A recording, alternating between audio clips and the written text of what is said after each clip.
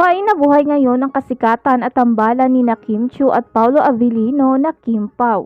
Maging ang mga sikat nilang kasamahan na artista sa showbiz industry ay kinikilig sa chemistry at sweetness ng dalawa sa isa't isa. Maging ang mga kilalang showbiz reporter ay gustong-gusto ang kanilang tambalan.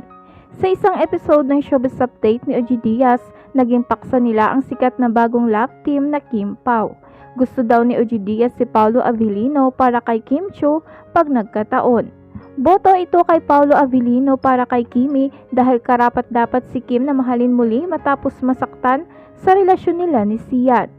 Ayon sa kanyang pahayag, hindi na siya magtataka kung magkatuluyan sina Kim at Paolo dahil very close ang dalawa. Inamin din ni Ogie Diaz na kinikilig din siya sa tambalan ng Kim Pao. Ikinumpara niya ito sa dating karelasyon ni Kim na si Sian Lim.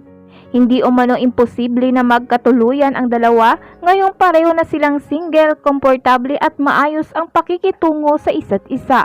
Isa rin sa tagahanga ng tambalang Kim Pao ang showbiz columnist si Christopher Min na isa rin sa mga tagahatid ng pinakabagong chismis sa mundo ng showbiz.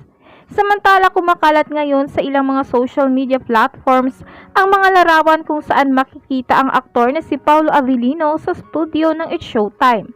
Dinalaw at sinorpresa umano nito ang kanyang leading lady sa Philippine adaptation ng Korean rom-com series na What's Wrong with Secretary Kim.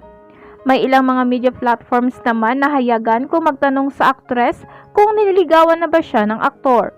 Ang tanging sinasagot lamang ni Kimi ay si Paolo Avellino na lamang umano ang tanungin ng mga ito. Hindi naman umano ito masama sakaling totoo nang naniligaw ngayon si Paolo kay Kim dahil single na umano ito at hiwalay na rin si Kim Chiu kay Sian Lim. Subalit may ilan naman na naniniwala na hindi makakabuti kung magiging sila kaagad ni Paolo dahil maituturing umano na totoo ang isyong si Paolo Avellino ang dahilan ng pagkakalabuan ni Kim at ni Sian.